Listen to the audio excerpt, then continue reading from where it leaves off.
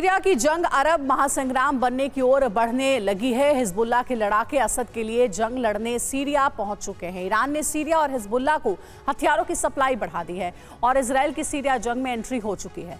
Israel ने Syria में 2 जगहों पर हवाई हमले किए हैं। बेंजामिन ने ईरान को संदेश दे दिया है कि असद को हथियार सप्लाई का मतलब इजरायल का जंग में उतरना होगा।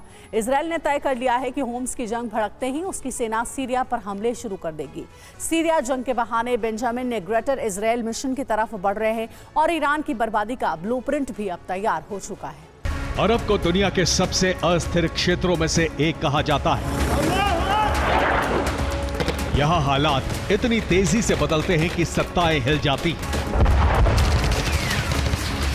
ऐसे ही जटिल हालात में सीरिया की बशर सत्ता फंसी हुई है और सीरिया की जंग अब अरब का महासंग्राम बनने की ओर बढ़ रही है।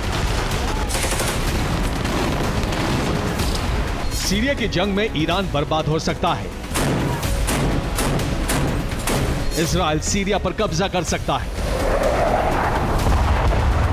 बशर की सत्ता का अंत हो सकता है और यह जंग पूरे अरब में फैल सकती है।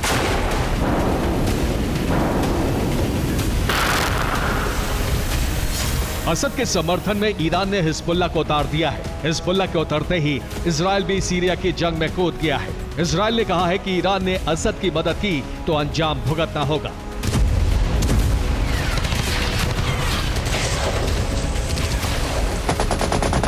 इजरायल के प्रधानमंत्री ने कहा है कि सीरिया की जंग पर सेना की नजर है।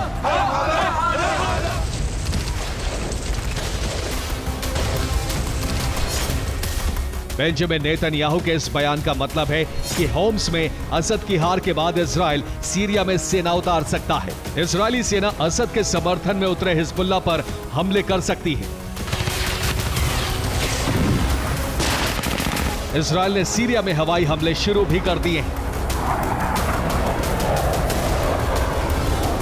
सीरिया जंग शुरू होने के बाद से इजरायल ने हिजबुल्लाह के सीरियाई ठिकानों पर हमले बंद कर दिए थे, लेकिन अब एक बार फिर बमबारी शुरू कर दी है।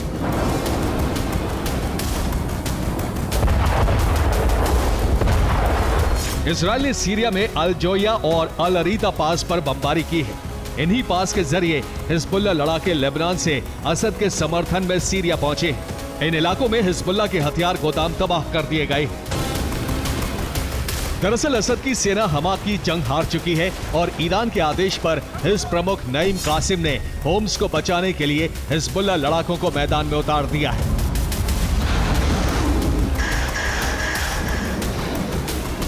नईम कासिम ने कहा है कि सीरिया के विद्रोही इजरायल के लिए जंग लड़ रहे हैं। हम सीरिया के असद सरकार के साथ खड़े हैं।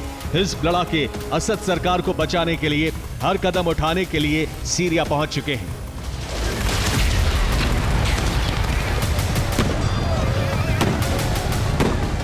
हिजबुल्लाह की जंग में उतरते ही ईरान ने भी सीरिया को हथियार सप्लाई बढ़ा दी है। इजरायल के सेना प्रमुख ने कहा है कि ईरान सीरिया जंग के बहाने एक बार फिर हिजबुल्लाह को हथियार दे रहा है।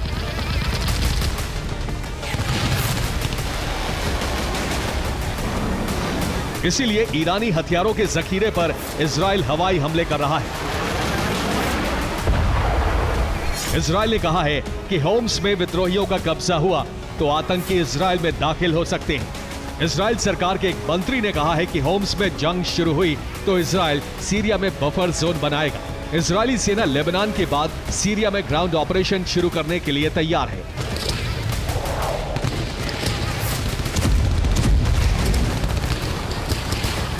इजरायल इसी बहाने से अपने ग्रेटर इजरायल प्लान के विस्तार में जुट गया है। उत्तरी गाजा पर इजरायल का नियंत्रण हो चुका है और अब 50 किलोमीटर तक सीरिया में बफर जोन बनाने की तैयारी है।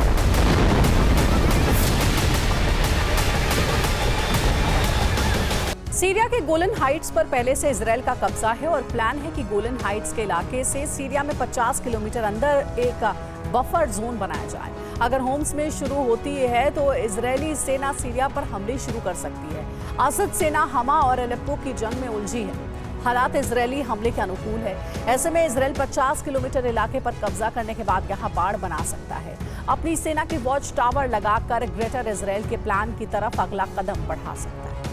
अगर इजरायल ने सीरिया पर हमले शुरू किए तो ये असद सरकार का अंत साबित हो सकता है। सीरिया से असद सरकार की विदाई का मतलब ईरान के रिंग ऑफ फायर का खत्म हो जाना है।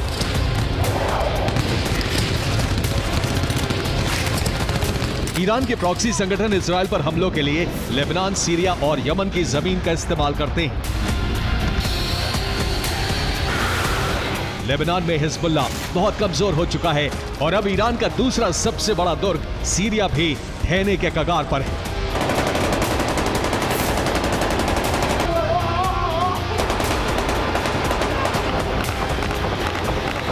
असद की विदाई के साथ ही सीरिया में ईरानी प्रॉक्सी भी टुकड़े टुकड़े हो जाएंगे।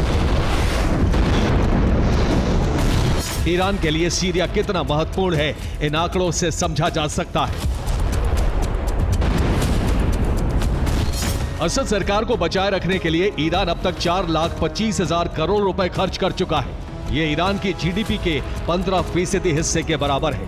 इसके अलावा 2,55,000 करोड़ रुपए असद सरकार को खर्च के लिए दे चुका है। ईरान सालाना 50,000 करोड़ रुपए सीरिया की सैन्य मदद पर खर्च करता है। इसके अलावा हर महीने प्रॉक्सी पर 32 करोड़ रुपए खर्च किए जाते हैं।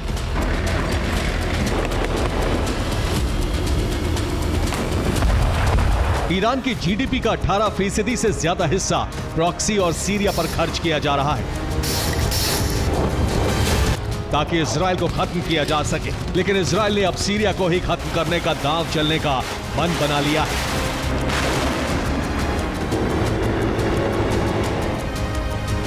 सीरिया में विद्रोह के पीछे इजरायल और अमेरिका को माना जाता है। इस विद्रोह के शुरू होते ही इजरायल ने सीरिया पर हमले की प्लानिंग भी कर ली है।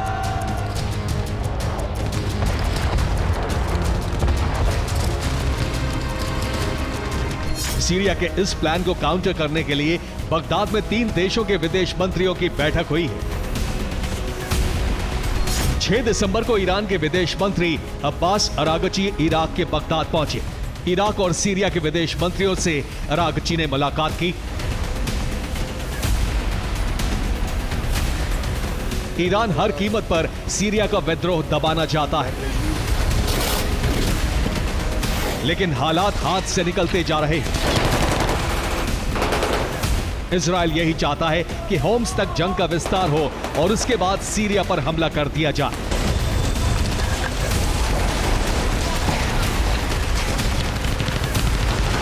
अगर इजरायल सीरिया पर हमले करता है तो ईरानी सेना भी सीरिया की जंग में उतर सकती है।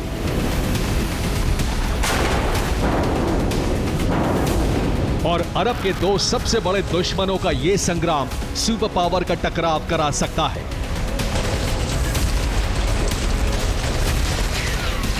Bureau report, TV9 Bharat.